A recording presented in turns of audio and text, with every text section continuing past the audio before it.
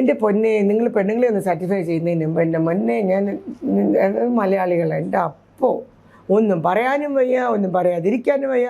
പറഞ്ഞാൽ കുറ്റം, പറഞ്ഞില്ലെങ്കിൽ കുറ്റം, ഒക്കെ ബുദ്ധിമുട്ട്. ഞാൻ ഒരു പ്രാവശ്യം ഇന്നലെ മിനിഞ്ഞാന്ന് ഒരു കസ്റ്റമർ എപ്പോഴോ വന്നു, ഒരു 2 ആഴ്ച മുന്നെയോ 1 മാസം മുന്നേ വന്നപ്പം we were 10 of us main people serving. And അയാൾക്ക് മാല വരെ ഞാൻ ബോംബെയിൽ നിന്ന് ഓൺലൈൻ കാണിച്ചു കൊടുത്ത് അവിടെ നിന്നുള്ള ആളിനെയൊക്കെ മുട്ടിച്ചു കൊടുത്ത് അവർക്ക് വേണ്ടിയ വടാപലഹാരം, സാരി, ഗിരി, ഡ്രസ്സൊക്കെ ചെയ്ത് കൊടുത്തു. അത് കഴിഞ്ഞു, ആ ദിവസം കഴിഞ്ഞു. പിന്നെ ആൾ ഒരു പ്രാവശ്യം വന്നു, പിന്നെ വരുന്നെന്ന് പറഞ്ഞു. പിന്നെ വരും, ഞങ്ങൾ ചുമ്മാ ഇരിക്കുകയല്ല, എൻ്റെ team is travelling for the next season. അപ്പോൾ ഇയാൾ വിളിച്ചിട്ട് ചോദിക്കുന്നുണ്ട് എൻ്റെ ഡിസൈനറിൻ്റെ അടുത്ത്, ഞങ്ങളാരും അവിടെ ഇല്ല സാർ. ഇല്ല, കുഴപ്പമില്ല, ഞാൻ മാനേജ് ചെയ്തോളാം. ഇവിടെ വന്നിട്ട് അപ്പോൾ എന്നാ ഞങ്ങളാരും സീറ്റിലില്ല, അപ്പോൾ അങ്ങനെ കത്ര പിടിച്ചില്ല. അപ്പോൾ എല്ലാവരും എപ്പോഴും കാണാൻ പറ്റുമോ? പിടിച്ചിട്ട് ഞാൻ പുറത്ത് പോയി എടുക്കാമെന്ന് പറഞ്ഞാൽ അങ്ങനെ കൊടുക്കാനുള്ള സാരി എന്തൊക്കെ എടുത്തിട്ട് വന്നു. പിന്നെയും വന്നു ഇവിടെ.